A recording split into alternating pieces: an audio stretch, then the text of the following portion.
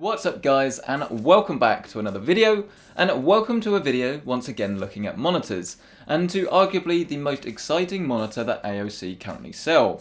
This is one of their AGON monitors, and it features 165Hz overclockable refresh rate, 1440p resolution, IPS technology, and G-Sync as well. So for gamers that want to be able to do pretty much anything without compromise, this is going to be one of the best monitors on the market. And when you compare it directly to the likes of the Asus PG271Q, that's a lot more expensive. And when you compare it to Asus, the XB271HU, although it's a similar price, the build quality on this is arguably better.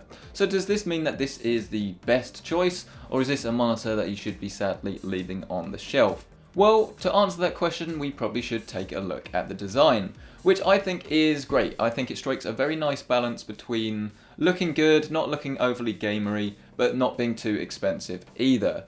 The stand is fairly adjustable. It's made out of metal as well, so the construction is very solid. The swivel mechanism is built into the stand, which is pretty nice. It's got all the adjustments you need as well, including pivot if you do want to have this 90 degrees.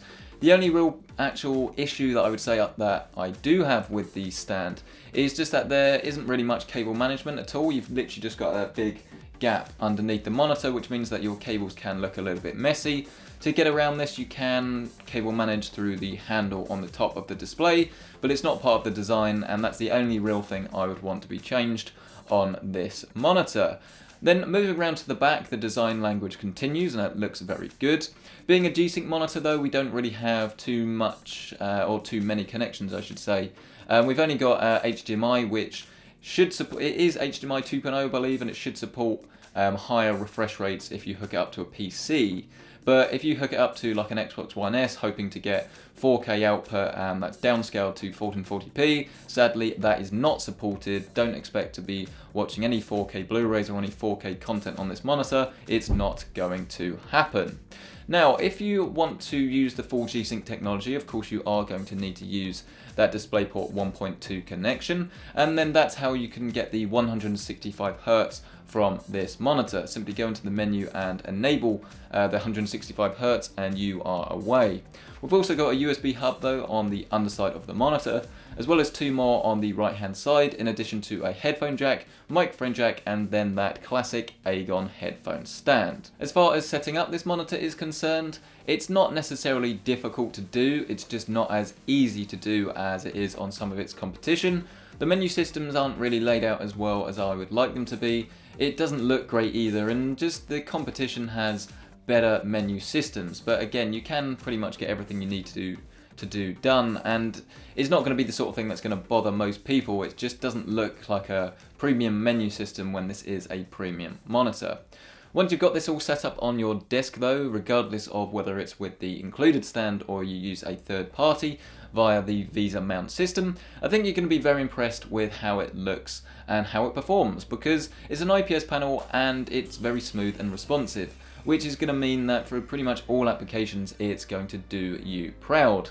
If you're just going to use this as a general use monitor, then it's a little bit overpriced for what you're going to be doing with it, but regardless, it doesn't matter whether you're simply just browsing songs through Spotify or Tidal, whether you're looking at images on Facebook, watching videos on YouTube, it doesn't matter, everything looks really nice. The blacks are nice and deep, the contrast is very good, and the colours always seem to pop. So this is definitely one of the better IPS panels out there.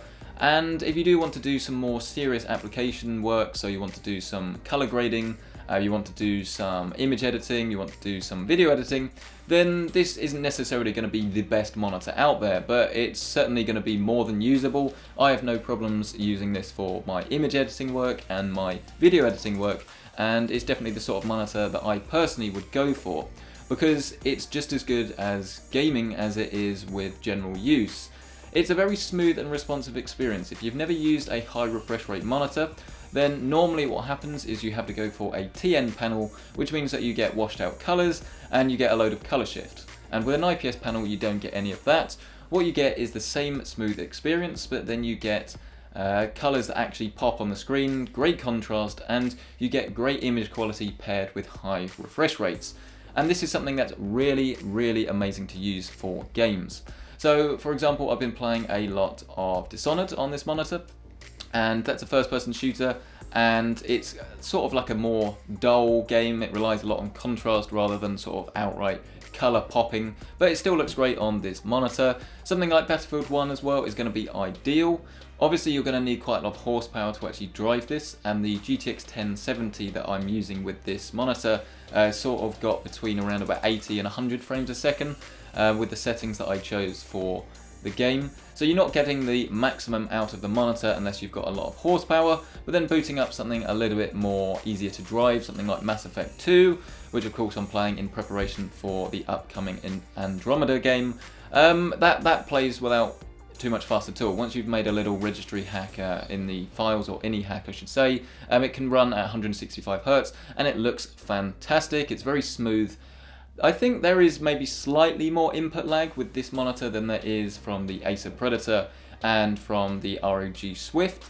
It's very difficult to say because obviously I don't have all three in at the same time, but I think I have maybe noticed that it's slightly less responsive, but when I say slightly, I really do mean slightly. And assuming that you're playing a game at 165 Hz, it's still going to be way smoother than you're going to get with a 60 or 75 Hz refresh rate monitor. But unfortunately, I was expecting to sit here and just pretty much give you all positives, as I pretty much did with the Acer Predator and the ROG Swift. But all three of them share a similar panel, and you probably know this by now, but a lot of uniformity issues are happening at the moment with the manufacture of these panels. So they're all buying the panels from the same place, and unfortunately you do get a load of uniformity issues, it seems, from these panels. Some of them are better than others, and while the samples of the ROG Swift and the Acer Predator were somewhat decent samples, this one does exhibit a few issues, unfortunately. Now, a lot of people are complaining about backlight bleed, and this does have a large degree of backlight bleed. For me though, it's never been an issue in real world scenarios because I never sit in the dark and look at this monitor or my monitors. I just never do it. That's when you're really going to notice it. I can't say I've ever noticed it during any other sort of application, so it's only really when I forced myself to see it. But if this is something that's going to bother you, if you do sit in a dark room, then be warned, these monitors can exhibit quite a lot of backlight bleed. And then another issue, and perhaps more serious issue for me, is that I have noticed there have been a couple of dead pixels on this monitor. And the thing is, this isn't something you get from monitors that cost £100. So when you're paying over £500 for a monitor, you do expect better.